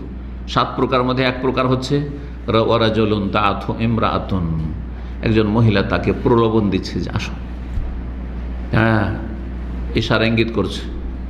আর সে যেমন তেমন জাত মানসেবিন ওয়া জামাল, যেমন সুন্দরী তেমন তার প্রভাব রয়েছে, ভয় নেই। গ্রামের লোক কেউ মুখ খুলতে পারবে না, দেখলেও মুখ খুলতে পারবে না। চিন্তা করুন তো দেখি, ওই রকম যদি গ্রামের প্রভাবশালী থাকে, আর তার মেয়েদের সম্পর্কে যদি গ্রামের কোনো সাধারণ লোক বলে দেয়, তো ওর গোটা গোষ্ঠীকে সাফ করে দিবে হয়তো, আছে না? তাহলে সহজ অত মুখ খোলা। ওই রকম মহিলা ডাকছে, কোনো অসুবিধা নেই, চিন্তা নেই, ডাকছে, একা ডাকছে। তার জবাবে কি বলছেন? ইন্নী আখাফুল্লাহ, আমি আল্লাহকে ভয়। কেউ তো দেখবে না, সব জানছি আমি, আর আমার শারীরিক চাহিদাও রয়েছে, আমি অবিবাহিত, আমি প্রবাসী, আমার সাথে স্ত্রী নেই, সব ঠিক আছে, প্রয়োজন আছে আমার, জরুরি, কিন্তু আল্লাহ, ইন্নী আখাফুল্লাহ, আমি আল্লাহকে ভয় করি, আমি আল্লাহকে ভয় করি। আল্লাহু আকবার। এই যে নফসের বিরুদ্ধে জিহাদ করেছে দুনিয়াতে, কর্মক্ষেত্রে, সেই জন্য আল্লাহ রাব্বুল আলামিন তার উত্তম প্রতিদান দেবেন হাসর মাঠে, আরশের ছায়া। অন্য একটি রয়েতে আরশের ছায়া রয়েছে। 10 নম্বর পরকীয়ার কারণ এবং তার প্রতিকার সমাধান। কারণ হচ্ছে কোন মহিলা প্রলোভন দিলে সেই প্রলোভনে সাড়া দিয়ে দাও। হ্যাঁ, অনেক মহিলা আছে নিজেই কি করে, প্রস্তাব দেয়, নিজেই ইশারা ইঙ্গিত করে, দিল একটা হাসি, মুচকি হাসি এমন দিল যে আপনাকে যেন বন্দি করে দিবে। ফিতনা, বড় ফিতনা। এমন একটা চোখ মারলো যে চোখে আপনাকে জাদু করে দিল। জি, নারীদের চোখেও জাদু আছে, একটা মুচকি হাসিতেও জাদু আছে, হ্যাঁ, একটু কোনো রকমের অ্যাক্টিং করাতেও জাদু আছে। এত সহজ বিষয় নয়। নারী ফিতনা চরম ফিতনা, মারাত্মক ফিতনা। আল্লাহু আকবার। তো যখন এইরকম হবে, এইরকম জায়গায় যেতে হবে না। আর যদি ওই রকমটা হয়, হতে পারে, দেখবই না ওইদিকে আমি, ও কি করছে না করছে, আমি ভ্রুক্ষেপই করলাম না, ভ্রুক্ষেপ করতে হবে না। তো যখনই দেখবেন যে কোনো মেয়ে আমার দিকে তাকাচ্ছে, রাস্তায় চলবেন, দেখবেন অনেক সময় আপনি লজ্জা করছেন, কিন্তু একটা মেয়ে আপনার দিকে তাকাচ্ছে, আপনাকে ফলো করছে, না তাকাবেন না ওর দিকে। এটা হাসি দিল। আত্মীয়দের মধ্যে এরকম হয়, চাচাতো বোন একটাই দিল মুচকি হাসি, মামাতো বোন, খালাতো বোন দিল, হ্যাঁ, ভাবি দিল একটা হাসি, আপনি দেবর মানুষ, যুবক মানুষ, হ্যাঁ, তা আপনি আপনার শালি দিল একটা হাসি, দুলা ভাই বলে, না খবরদার না, সেদিকে ভ্রুক্ষেপ করবেন না, ও দেখবেন না ওইদিকে কোনো ভ্রুক্ষেপ করবেন না, তাহলে বাঁচতে পারবেন। যেমন করেছিল জুরাইজ নামক একজন আবেদ জাহিদ বনি ইসরাইলের। সহিহ মুসলিমে হাদিস রয়েছে, সহিহ মুসলিম বিস্তারিত রয়েছে, আর সহিহ বুখারীতে সংক্ষেপে রয়েছে। জুরাইজের ঘটনা, লম্বা ঘটনা রয়েছে, লম্বা ঘটনা বলবো না। একটা উপাসনালয় জঙ্গলের ভিতরে কি করছিল সে, কারণ খ্রিস্টান ধর্মে এগুলো ছিল, হ্যাঁ, সংসার ত্যাগী হয়ে ইবাদত বন্দি করা, উপাসনা করা, তো একটা ছোট্ট কুঁড়ে তৈরি করে সেখানে ইবাদত বন্দিতে মগ্ন ছিল। আর বনি ইসরাইলের লোকেরা বসেছিল এক মজলিসে, সেখানে ওই মহিলাকে বলছে যে তুমি তো যাকে তাকে ফাঁসাচ্ছ, এই যদি এই আবেদ ওলিউল্লাহটাকে যদি ফাঁসাইতে পারো তাহলে তোমার জন্য পুরস্কার। তুমি পারবে না? আমি পারবো, কত কাকে ফাঁসাইলাম, ককে ফাঁসাইলাম, আর একে ফাঁসাইতে পারবো না। মানে খারাপ মহিলারা এইরকম। এক খারাপ মহিলার মন্তব্য আপনাদের শোনাই। সে বলছে যে অমুককে ফাঁসাইতে আমাকে 5 মিনিট লাগবে, আর অমুককে ফাঁসাইতে আমাকে 10 মিনিট লাগবে, আর অমুক যে আছে না বড় ইমানদার পরেশগার না, ওকে 1 ঘন্টা লাগবে। হাউজুবিল্লাহ, তাহলে কত খারাপ মহিলাও সমাজে আছে, যেমন খারাপ পুরুষও আছে তেমন খারাপ মহিলাও আছে। জি, চিন্তা করেন তাহলে কি চিন্তাধারা তাহলে। অথচ বিবাহিত মহিলা যদি এরকম মন্তব্য করে, নাম না বললে তো কি বোধ নাই, কিন্তু মানব সমাজে, মুসলিম সমাজে এরকম আছে, আগাছা আছে। জি, তো এই জুরাইজের সাথে তাই করেছিল এই মহিলা ছিল আসলে বেশ্যা। হ্যাঁ, বেশ্যাবৃত্তি করতো। কানাত ইমরাতুন বাগী, মানে সে জানিয়া বেশ্যা মহিলা ছিল। সে এত সুন্দরী ছিল, আর সে একবারে মেকআপ টেকআপ করে সেজে যাকে তাকে ফাঁসাইতো।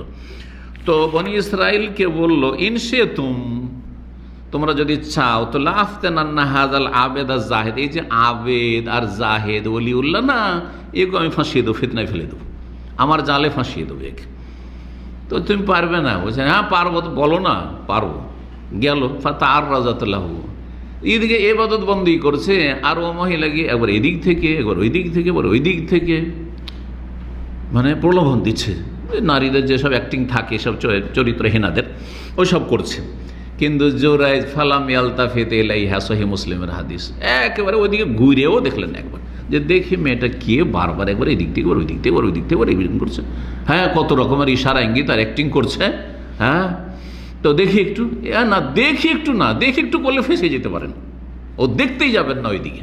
জি, এই কাজই করেছিলেন জোরাইজ। সহিহ মুসলিমের 4626 নম্বর হাদিসটি। কিন্তু এই জোরাইজ বেশি মুসল্লি, ইসলাম না বুঝে মুসল্লি হইলে এইরকমটাই হয়। তো এই লোক ছিল আবেদ, কিন্তু আলেম ছিল না, ছিল জাহেল। ওইদিকে মা বেচারা বুড়ি, ও বারবার দেখা করতে আসে যে আমার ছেলে তো সংসার ত্যাগী হয়ে গেছে, বন জঙ্গলে ইবাদত করছে, তাকে দেখা করতে যায়, আসে আরও নামাজ পড়তেই থাকে, শুধু সিজদাই করছে, আর বয়স রুকু সিজদা করছে, নামাজ পড়ছে। বলে ইয়া জোরাইজ, হে জোরাইজ, একটু দেখা করো বাবা, একটু আমার দিকে তাকাও। মা এসে বলে না, মনে মনে বলে, নিজেকে বলে, আল্লাহুম্মা হাযিহি উম্মি ওয়া হাযিহি সালাতি, আল্লাহ এই আমার মা এসছে আর এদিকে আমি নামাজ পড়ছি, কোনটা করব আল্লাহ? ফামাযা ফি সালাতি, মায়ের দিকে তাকাই না, ওই নামাজ পড়তেই থাকে। নফল নামাজ চলা অবস্থা যদি বাপ মা ডাক দেয় ছুটে যেতে হবে, সেটা মশলা।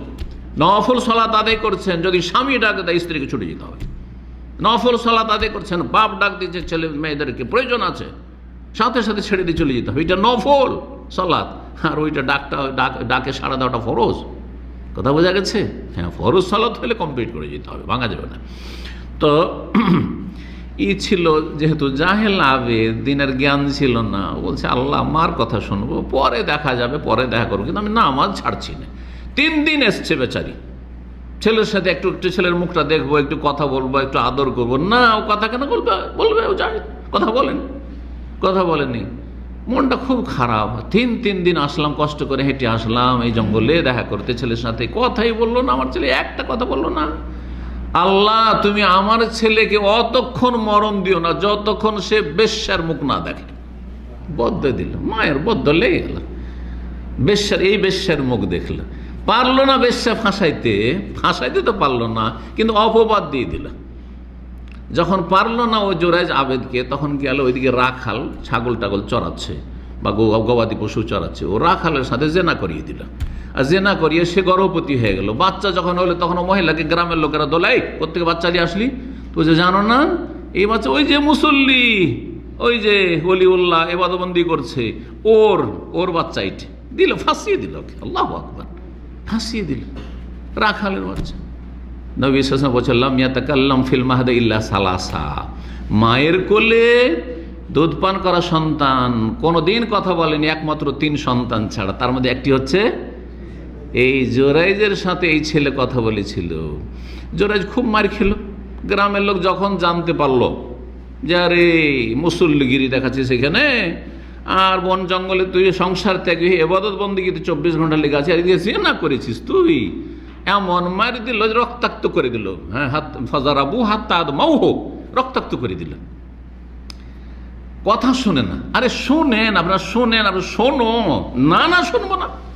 গণপিটুনি তো বুঝেনি, আমাদের দেশে গণপিটুনি, এমন অপরাধ করে গণপিটুনি। একটা লোক পকেট মারি করলো, সে মেরে ফেলে দিতে হবে। আরে চুরি করলো তো একটা হাত যাবে, তাও সরকার কাটবে। আর গ্রামের লোক মেরে ফেলে দিতে হবে। এইসব হারাম কাজ কিন্তু আমাদের সমাজে হচ্ছে, নাজায়েজ কাজ হচ্ছে। একটা পকেট মারতো, পকেট মারতো, হয়তো বেশি টাকা নিচ্ছিল, 2-3টা ফল, একটা আম পেড়েছে শুধু গাছ থেকে। আর এইসব হারামখোরগুলো, জাহেলগুলো সেজন্য গরিবের ছেলেদেরকে এমন মারে, আউযুবিল্লাহি মিনাশ শাইতানির রাজিম। কত যে মূর্খ সমাজ আমাদের সমাজ। আর এদের যে ইসলাম সম্পর্কে, এদের ইসলামের কোনো জ্ঞানও নেই, আর ইসলামের এরা ধারে না, কথা বোঝা গেছে। অথচ গ্রামের গরিবদের অধিকার আছে আপনার বাগানে আম খাওয়ার, লিচু খাওয়ার অধিকার আছে। জি, বস্তা বেঁধে নিয়ে যেতে পারবে না, কিন্তু খেতে পারবে প্রয়োজনে, মন চাইলে। এটা হচ্ছে শরীয়ত। তো কি বলছিলাম, খুব মার খেলো, রক্তাক্ত হয়ে গেল। এমনকি তার যে সেই উপাসনালয়টি ছিল ওটাকে ভেঙেই দিল। তারপরে যখন রাগটা ঠান্ডা হয়েছে, শোনো তো কথা, আচ্ছা তোমরা তো আমাকে বিশ্বাসই করবে না, তো আচ্ছা বাচ্চাটাকে দাও আমার কোলে। বাচ্চাটাকে কোলে নিয়ে বলছে, বাবা বলো তো তোমার বাবা কে? আমি কি তোমার বাবা না অন্য কেউ? বলছে, বাচ্চার মুখ খুলে গেল, আর বলছে আমার বাবা হচ্ছে ওই রাইউল গানাম, ওই যে বকরির রাখাল, ও হচ্ছে আমার বাবা। আর কি করবে গ্রামবাসী তো হাত পা ধরে নিয়ে পড়ে গেল, আর কত কাকুতি মিনতি আর ক্ষমা চাইতে শুরু করলো। এমনকি সুন্দর করে তাকে একেবারে আরও কত ভালো করে তাকে তার সেই উপাসনালয় তৈরি করে দিল, এই ক্ষমাটা বানিল। কিন্তু শাস্তিটা তো হয়েই গেল, তাই না?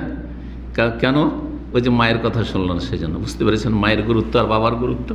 আল্লাহ বোঝার তৌফিক দান করেন। আসল বিষয়টা ছিল, কোন মহিলা ফিতনা ফেলতে পারে, মাদ্রাসায় যেসব ছাত্ররা পড়াশোনা করে অথবা শিক্ষকতা করে আর লজিং খেয়ে বাড়ায়, অনেক মেয়ে ফিতনায় ফেলতে চায়, কোনোরকম করে ফাঁসিয়ে দিতে পারলেই হইল। হ্যাঁ, বা স্কুল কলেজে অনেকে লজিং থেকে পড়াশোনা করে বা কোনো গ্রামে থেকে পড়ছে, ফাঁসাবার চেষ্টা করে যে এই ছেলেটা যেহেতু ভালো, এর প্রভাবশালী, একে যদি কোনো রকম করে ফাঁসিয়ে দিতে পারি প্রেমে, তাহলে তো বিয়ে করতে পারবে ছেলেটাকে। তা না, কোনো সুযোগ দেবেন না, যদি এই পরকিয়া থেকে, জেনা থেকে, অশ্লীলতা থেকে বাঁচতে চান। আল্লাহ তৌফিক দান করেন। 11 নম্বর কারণ হচ্ছে অশ্লীলতাকে হালকা মনে করা। পরকিয়ার কারণ হচ্ছে জেনা ব্যভিচারকে হালকা মনে করা, এমন কোনো ব্যাপার না। অনেক সমাজের লোক আছে এত নিচু শ্রেণীর যে জেনাও করে আর বলেও বাড়ায়, দাদা বোঝা গেছে না? হ্যাঁ, কোনো ব্যাপার না, লজ্জা শরম নেই না, এটা হইলে হবে না।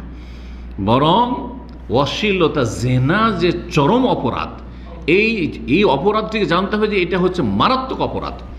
ইসলামে এটি হচ্ছে 3 নম্বর সবচেয়ে বড় অপরাধ।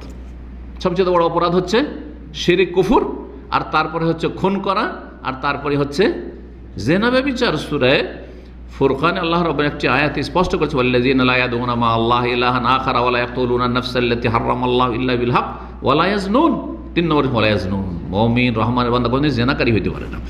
তো জেনা ব্যভিচার আর পরকীয়া, সেটা নর হোক আর নারীর পক্ষ থেকে হোক, যে এটি হচ্ছে নিকৃষ্ট কাজ, নোংরা কাজ আর চরম অপরাধ, এবং এর কঠিন শাস্তি রয়েছে। দুনিয়া আখিরাতে কঠিন শাস্তি রয়েছে।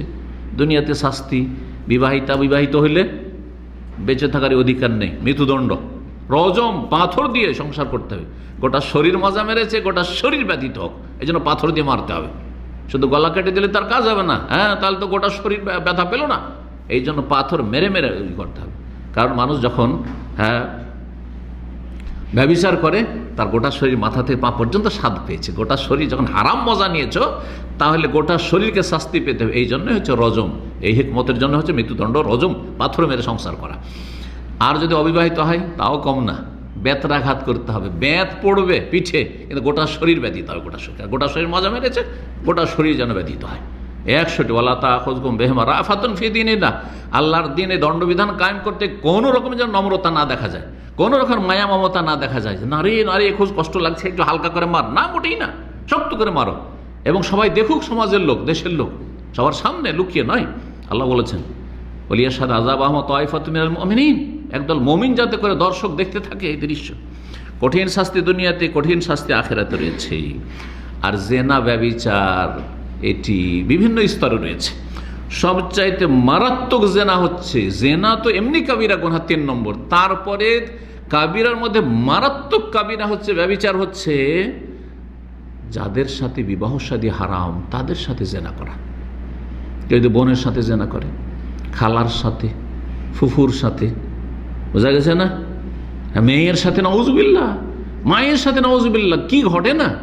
হ্যাঁ, মাহারেম যাদের সাথে বিবাহ সাথে স্থায়ীভাবে হারাম, এইরকমই আত্মীয়দের, ঠিক আছে মাহারাম নাই কিন্তু চাচি মামির সাথে, হ্যাঁ এই ধরনের যেগুলো কাছের, এগুলোর সাথে, এগুলো জেনা হচ্ছে সবচেয়ে বড় অপরাধের জেনা। জেনা তো সবগুলি জেনা, কিন্তু বড় অপরাধ। 2 নম্বর হচ্ছে বিবাহিতার সাথে জেনা করা। বিবাহিতার সাথে আর অবিবাহিতার সাথে দুটোই কাবিরা, কিন্তু একটি মেয়ের বিয়ে হয়ে গেছে তার সাথে জেনা অবিবাহিতার জেনার চাইতে মারাত্মক অপরাধ, মারাত্মক অপরাধ। জি, কারণ হ্যাঁ বিয়ে হয়েছে, এতে বেশ কিছু ক্ষতি করেছে, তার হয়তো দাম্পত্য জীবনটাকে নষ্ট করে দেবে জেনার কারণে। হ্যাঁ, ওর কাছ থেকে তালাক নিয়ে নিল, আর তারপরে এসে তোমার কাছে টিকতে পারলো না, কারণ তুমি তো অসৎ, তুমি তো ওকে শান্তি দেওয়ার জন্য তুমি জেনা করনি যে ওকে নিয়ে এসে সসম্মানে রাখবো। আর অধিকাংশ ক্ষেত্রে এরকমটা হচ্ছে, 2-4 দিন হ্যাঁ আমোদ ফুর্তি করে নিয়ে তারপরে পিটনি শুরু হয়ে যাচ্ছে, আর জুলম অত্যাচার শুরু হয়ে যাচ্ছে। জি, তারপরে এছাড়াও বিবাহিতা মহিলার সাথে ব্যভিচার করলে যে বীর্য কার গেল, আসল স্বামীর গেল না হারাম, এটা জেনারটার গেল। তো এই বাচ্চা হালাল না হারাম, আমার বাচ্চাটা কোন বংশের, অন্য বংশের লোক জেনা করলো আর দিল আর এক বংশে ঢুকিয়ে দিল, করলো না। এই সমস্ত অপরাধগুলি রয়েছে যেগুলো অবিবাহিতার ক্ষেত্রে নয়, কিন্তু বিবাহিতার ক্ষেত্রে এই রকমের অপরাধ। এইরকম বিবাহিত ব্যক্তির জেনা আর অবিবাহিত ব্যক্তির জেনা। বিবাহিত ব্যক্তির অপরাধের জন্য তার কাছে আছে স্ত্রী, আছে তার কাছে আছে আহার আছে, তারপরে সে অন্য জায়গায় হালাল আহার বাদ দিয়ে সে হারামে যাচ্ছে। এই জন্য অবিবাহিত আর বিবাহিতর জেনা ব্যভিচারে পার্থক্য রয়েছে। তারপরে আর একটি মারাত্মক জেনা হচ্ছে প্রতিবেশীর স্ত্রী, মা বোন, মেয়ের সাথে জেনা করা। দূরের জেনা একটা, দূরে কোথাও জেনা করেছে, গ্রাম থেকে উঠে গিয়ে ঢাকায় জেনা করেছে, বা এক শহর থেকে আরেক শহরে গিয়ে। আর একটা হচ্ছে প্রতিবেশী বিশ্বাস করে এক অপরকে, তারপরে প্রতিবেশী জানে যে কখন পুরুষ থাকে না থাকে, হ্যাঁ কখন কি অবস্থায় থাকে না থাকে, কখন সফরে চলে গেছে ইত্যাদি, ঠিক না, কখন এখানে সহজ হবে প্রবেশ করা ইত্যাদি ইত্যাদি, যার ফলে প্রতিবেশীর সাথে জেনাকে মারাত্মক জেনা বলে আখ্যায়িত নবী করিম সাল্লাল্লাহু আলাইহি ওয়াসাল্লাম। নবী সাল্লাল্লাহু আলাইহি ওয়াসাল্লাম হাদিস হচ্ছে সহিহ বুখারী মুসলিমে, আইয়ু যামবি আযম ইনদাল্লাহ, আল্লাহর কাছে সবচেয়ে বড় গুনাহ কোনটি ইয়া রাসূলুল্লাহ? কি বললেন? আনতাজআলা লিল্লাহি নিদ্দান ওয়া হুয়া খালাকাকা, আল্লাহর শরীক স্থাপন করা অথচ আল্লাহ তোমাকে সৃষ্টি করেছেন। আল্লাহ সৃষ্টি করেছেন, আল্লাহর ইবাদত না করে তুমি গায়রুল্লাহর দরগা দুর্গার ইবাদত করছো, সেজদা করছো মাজারে, সেজদা করছো প্রতিমা পুতুলকে, সেজদা করছো গাছপালাকে, আল্লাহ ছাড়া অন্যকে ডাকছো, এটা সবচেয়ে বড় অপরাধ। সুম্মা আইয়ুনি, তারপরে কোনটি? তখন কি বলেছিলেন? আনতাকতুলা ওয়ালাদাকা খাশিয়াতা আইয়াতআমা মাক, খুন করা সবচেয়ে বড় অপরাধ। কিন্তু কেউ যদি নিজের ছেলে মেয়েকে খুন করে, আজকে একটি খবর পড়লাম, কত দুঃখজনক খবর, যমজ সন্তান হয়েছে, যমজ সন্তান খাওয়াতে পারবো না রেখে দুটোকে গলা টিপে মেরে দিয়েছে, ধরা পড়ে গেছে। ইন্না লিল্লাহি ওয়া ইন্না ইলাইহি রাজিউন। চিন্তা করুন, এগুলো কি ঘটছে না? শুধু অমুসলিম সমাজে ঘটছে, মুসলিম সমাজে ঘটছে। খাওয়াইতে পারবে না সেই জন্য মেরে দিচ্ছে, খাওয়াইতে পারবে না সেই জন্য অ্যাবর্শন করছে, পেট থেকে বাচ্চা নষ্ট করে দিচ্ছে, বাচ্চা রূহ ফুঁকে দেওয়া হয়েছে, 3 মাস 4 মাস 6 মাসে বাচ্চা নষ্ট করছে। এমনি তো প্রথম দিকে হইলেও হারাম, কিন্তু হারামের স্তর রয়েছে। বাচ্চা অন্যদেরকে খুন করাও কাবিরা গোনা, 2 নম্বর কাবিরা গোনা, সবচেয়ে বড় শিরকের পরে। কিন্তু নিজের ছেলে মেয়েকে কেউ খুন করে যদি, তাহলে কাবিরার মধ্যে কাবিরা, আকবরুল কাবায়ের, এগুলো আকবরুল কাবায়ের, কাবিরার মধ্যে বড় কাবিরা। তারপরে জিজ্ঞেস করলেন সুম্মাইয়ুন, তারপরে কোন গুনাহ সবচেয়ে বড়? বললেন আনতুজানিয়া হালিলাতা জারিক, তুমি যদি তোমার প্রতিবেশীর বউয়ের সাথে জেনা করো, প্রতিবেশীর স্ত্রী, প্রতিবেশীর মেয়ে, প্রতিবেশীর বোন, প্রতিবেশীর মা, খালা, তাদের সাথে যদি ব্যভিচার করো। কারণ প্রতিবেশীর বাড়ি ঢুকে যাওয়া সহজ। প্রতিবেশী যদি তোমার বাড়িতে চলে আসে, কেউ হয়তো অত বুঝবে না, সন্দেহ করে, মনে হচ্ছে কোনো কিছুর জন্য এসেছিল হয়তো, হ্যাঁ প্রতিবেশী চোখের ইশারাতে এদিকে ইশারা দিয়ে দিল, ব্যাস বুঝতে পারলো না মানুষে। কিন্তু দূর থেকে যে জেনা ব্যভিচার করা অত সহজ নয়, যার ফলে যেখানে যত বেশি আপনার আমানত রক্ষা করা জরুরি ছিল, সেখানে আপনি খেয়ানত করলেন, সুতরাং আপনার অপরাধ আরও মারাত্মক। কয়টি বললাম? হ্যাঁ, জানতে হবে তাহলে 11 নম্বরে পরকীয়াতে বাঁচতে হইলে জেনা যে চরম অপরাধ, এই জন্য দুনিয়া এবং আখেরাতে কঠিন শাস্তি রয়েছে। জেনাকারীদের আর জেনাকারিনীদের যে জাহান্নামে শাস্তি রয়েছে, কঠিন শাস্তি রয়েছে, কঠিন শাস্তি রয়েছে এদের জন্য। আল্লাহ রাব্বুল আলামিন যেন মুসলিম উম্মার হেফাজত করেন এবং এই অশ্লীলতার কারণগুলিতে আল্লাহ বাঁচিয়ে রাখেন। 12 নম্বর, এবং সেটা দিয়ে শেষ করবে ইনশাআল্লাহ, সেটা হচ্ছে গুরুত্বপূর্ণ, দোয়া করবেন। জি, দোয়া করবেন। যারা দোয়া করে না তার মানে তার চেষ্টা নেই পরকীয়া থেকে বাঁচার, জেনা থেকে বাঁচার, অশ্লীলতা থেকে বাঁচার। কিন্তু যে যত বেশি দোয়া করছে তার মানে তার চেষ্টা আছে যে আমি কোনোদিন জেনার কাছে, ব্যভিচারের কাছে, অশ্লীলতার কাছে যাব না, আমি এই ফিতনার জগতে, নারী ফিতনায় যাব না। আল্লাহর কাছে দোয়া করতে হবে। দোয়া করা আর চেষ্টা করা দুটো, দোয়ার চেষ্টা, দোয়ারও চেষ্টা করতে হবে। এই জন্য এই দুটো আমি বলি, দোয়া এবং দাওয়াত। পরকে দাওয়াত দেওয়ার আগে নিজেকে আগে দাওয়াত দিতে হবে। আমি হেদায়েত পাবো, আমি ভালো মানুষ হব, 1 নম্বর। আর আমি ভালো মানুষ হওয়ার জন্য আল্লাহর কাছে দোয়া করব। দোয়া এবং দাওয়াত, নিজেকে আহ্বান করেন ইসলামের দিকে, নিজেকে ডাকেন এবং আল্লাহকে ডাকেন যে আল্লাহ তুমি আমাকে রক্ষা করো নারী ফিতনা থেকে, আর নারী দোয়া করবেন আল্লাহ আমাকে পুরুষদের ফিতনা থেকে রক্ষা করো। এই মর্মে মুসনাদ আহমদের হাদিস রয়েছে, হাদিস সহি, আল্লামা আলবানী সহি বলছেন, আবু উমামা রাদিয়াল্লাহু তাআলা আনহু বর্ণিত হাদিস। একজন যুবক ছেলে এসে নবী সাল্লাল্লাহু আলাইহি ওয়াসাল্লামের কাছে কি চেয়েছিল? ব্যভিচারের পারমিশন, অনুমতি চেয়েছিল। ইযিনলি বিজানা ইয়া রাসূলুল্লাহ, থাকতে পারছে না বেচারা, যৌবনের তাড়নায়, নতুন নতুন যুবক হয়েছে। নতুন নতুন যুবক হলে আরও মারাত্মক। কিন্তু এই জন্য এই 14-15 বছর বয়স থেকে শুরু করে এই 22-25 পর্যন্ত মারাত্মক বয়স। এই বয়সটাতে যেসব অভিভাবকরা ছেলে মেয়েদেরকে পশ্চিমা দেশে বা কাফের দেশে পড়ার জন্য পাঠিয়ে দিচ্ছে, তারা ছেলে মেয়েদেরকে একবারে জাহান্নামের দিকে ধাক্কা দিয়ে ফেলে দিচ্ছে। খারাপ হয়ে যাচ্ছে ওদের ছেলে মেয়েরা। পক্ষান্তরে একটা ছেলে যখন গ্রাজুয়েশন করে নিয়েছে, তারপরে 25 বছর মোটামুটি বয়স হয়ে গেছে, অনেকটা দুনিয়া সম্পর্কে হুঁশজ্ঞান হয়েছে, আর দিনদারিও কিছুটা চলে আসতে পারে। এখন অনেক কিছু চিন্তা, মান সম্মান চিন্তা করবে, নিজের বাপ মায়ের, নিজের বংশের, তারপরে নিজের জীবনের একটা লাইফের একটা যে টার্গেট, লক্ষ্য উদ্দেশ্য আছে, আমি কি করতে এসেছি এখানে, এগুলো বুঝবে। কিন্তু অনেক জাহিল লোকেরা করে, পয়সা আছে, 17 বছর 18 বছরের ছেলে, এ লেভেল করেনি, এ লেভেল করতে পাঠিয়ে দিল, ইউরোপ, আমেরিকা, কানাডা পাঠিয়ে দিল, অস্ট্রেলিয়া পাঠিয়ে দিল, একেবারে জাহান্নামের দিকে ধাক্কা দিয়ে পাঠিয়ে দিল। আল্লাহ হেদায়েত করে এদেরকে। আর মেয়েদেরকে, সাবালিকা মেয়েকে একাই পড়তে পাঠিয়ে দিল। কত লোককে যেখানে দেখলাম কি বুঝে অস্ট্রেলিয়া পড়তে পাঠিয়েছে, তার মেয়েকে একা, যে কানাডা পাঠিয়েছে একা পড়তে। একজনের একটা ছেলে একটা মেয়ে, ছেলেকে পাঠিয়েছে আমেরিকা পড়ার জন্য, আর মেয়েকে কানাডা। আরে বাবা, ভাই বোনকে একসাথে কেন পাঠালেন?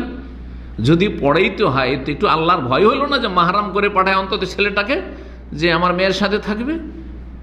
লজ্জা করে না এদেরকে? দিনের কোনো জ্ঞান নেই। আল্লাহ হেফাজত করুন এদের, এবং আল্লাহ রাব্বুল এদের অনিষ্ট থেকে আল্লাহ আমাদের হেফাজত করুন। তো আল্লাহর কাছে দোয়া করতে হবে। যে দোয়া করবে খালেস অন্তরে, সে চেষ্টাও করবে। অন্তর থেকে দোয়া করলে সে অবশ্যই চেষ্টা করবে যে আমি অশ্লীলতা থেকে বেঁচে থাকবো। তো এই ছেলে জেনার অনুমতি চাইলো, লোকেরা তো তাকে ধমকাইতে চমকাতে শুরু করলে যে আরে বেয়াদব কোথাকার, তুমি নবী সাল্লাল্লাহু আলাইহি ওয়াসাল্লামের কাছে এসে তুমি ব্যভিচারে তুমি অনুমতি চাইছো? নবী সাল্লাল্লাহু আলাইহি ওয়াসাল্লাম বলছেন, না না না, বকাঝকা তাকে করিও না, আর ধমকায় না, তাকে নিয়ে এসো, কাছে নিয়ে এসো, কাছে নিয়ে এসো, ওদের কাছে আসলে যাতে করে হাতের নাগালে আসে। রাসূলুল্লাহ সাল্লাল্লাহু আলাইহি ওয়াসাল্লাম তাকে বসিয়ে দিলেন, আর বসিয়ে দেওয়া আতহিব্বুহু লিউম্মিক, যুক্তি দিয়ে কিছুটা বুঝালেন। কারণ শুধু যদি বলা হয় একটা যুবক ছেলে, 14-15-16 বছরের ছেলেকে যে ওয়ালা তাকরাবুজ জেনা, আল্লাহ কোরআনে বলেছেন জেনার কাছে যেও না, তো মগজে ঢুকবে? মগজে ঢুকবে না। ওই ওয়ালা তাকরাবুজ জেনাকে যুক্তি দিয়ে বুঝাইতে হবে সুন্দর করে। আচ্ছা বাবা, তুমি যে কাজটা করতে চাইছো, কুকাজটা, এটাকে তোমার মায়ের সাথে পছন্দ করো? কেউ যদি তোমার মায়ের সাথে এই ব্যভিচার করে, কুকাজ করে, তুমি আর কারোর সাথে করো, তোমার মায়ের সাথে আর কেউ যদি করে মেনে নেবে? বলছে লা ওয়াল্লাহি, আল্লাহর কসম করে বলছি, কখনো মেনে নেব। জালানি আল্লাহ ফিদাক, আল্লাহ আমাকে আপনার উপর উৎসর্গ করুক, কুরবান করুক, কখনো মেনে নেব না। নবী সাল্লাল্লাহু আলাইহি ওয়াসাল্লাম বলে ওয়ালান নাসু ইউহিব্বুনা লিউম্মাহাতিহিম, তাহলে তুমি যখন তোমার মায়ের সাথে কাউকে ব্যভিচার করতে দেবে না, মেনে নেবে না, তাকে জীবন থেকে শেষ করে দেওয়ার মতো মন মানসিকতা তোমার তৈরি হবে, তো তেমন অন্য লোকেরাও এটা মেনে নেবে না তাদের মায়ের সাথে। যার সাথে তুমি ব্যভিচার করে সেটা কারো মা হবে, কারো মা হয়ে গেছে, আর না হলে কারো মা হবে। তারপরে বললেন আফা তোহেব বলি ইবনাতে, আচ্ছা বলো তোমার মেয়ের সাথে যদি কেউ ব্যভিচার করতে চায়, বলছে আল্লাহর কসম লা ওয়াল্লাহি ইয়া রাসূলুল্লাহ, কখনো মেনে নিতে পারি না। তারপরে নবী সাল্লাল্লাহু আলাইহি ওয়াসাল্লাম, ওয়ালান নাসু ইউহিব্বুনা লিবানাতিহিম, মানুষরাও নিজের মেয়ের সাথে কেউ ব্যভিচার, কেউ অশ্লীলতাকে মেনে নেবে না। তো যার সাথে তুমি ব্যভিচার করো, অনুমতি চাইছো, সে তো কারো মেয়ে, হ্যাঁ কারো মেয়ে, আদরে মানুষ করেছে তোমার সাথে ব্যভিচার করার জন্য। আফা তোহেব বলি ওখতে, আচ্ছা বলো তো তোমার বোনের সাথে কেউ যদি ব্যভিচার করে মেনে নেবে, এটা পছন্দ করো? কাল লা ওয়াল্লাহি, আল্লাহর কসম করে বলছি। কাল ওয়ালান নাসু ইউহিব্বুনা লিআখাওয়াতিহিম, ঠিক তেমনি যার সাথে জেনা করছে সেটা কারো বোন, ওর লোকেরাও নিজের বোনের সাথে কেউ জেনা করা পছন্দ করবেন না। কাল আফা তোহেব বলি, আমার তোমার ফুফুর সাথে, তোমার খালার সাথে, লা ওয়াল্লাহ, লা ওয়াল্লাহ, আল্লাহর কসম করে বলছি। নবী সাল্লাল্লাহু আলাইহি ওয়াসাল্লাম এই কথাগুলি তার মগজে নামিয়ে দেওয়ার চেষ্টা করলেন, যে জেনা যে হারাম, কত হারাম যে তুমি তোমার মায়ের সাথেও বরদাস্ত করবে না, বোনের সাথেও না, মেয়ের সাথেও না, খালার সাথেও না, ফুফুর সাথেও না, কারোর সাথে বরদাস্ত করবে। তুমি বরদাস্ত করো তো অন্যরা কি বরদাস্ত করে মেনে নেবে? তা তুমি যেটা নিজের জন্য মেনে নিতে পারো না, অন্যরা কি করে মানবে? কি করে তুমি এই অনুমতি চাইছো? মগজে ঢুকেছে। মগজে ঢুকানো হলে এটার নাম দাওয়া। আর আরেকটি দোয়া শিখালেন, দোয়া। বরং নবী সাল্লাল্লাহু আলাইহি ওয়াসাল্লাম দোয়া দিলেন। ওই ছেলের দোয়ার চাইতে গুরুত্বপূর্ণ দোয়া কার? রাসূলুল্লাহ সাল্লাল্লাহু আলাইহি ওয়াসাল্লামের দোয়া। যদি আমার ক্ষেত্রে আর আপনাদের ক্ষেত্রে এটা নয়, কিন্তু এটা ভাববেন না যে আমার দোয়ার চাইতে শেখের দোয়া বেশি গুরুত্বপূর্ণ, সুতরাং আমি দোয়াটাও করব না, শেখ দোয়া করি। যেমন বেনামাজিদের অবস্থা, বেনামাজিদের হালটা কিন্তু এরকম।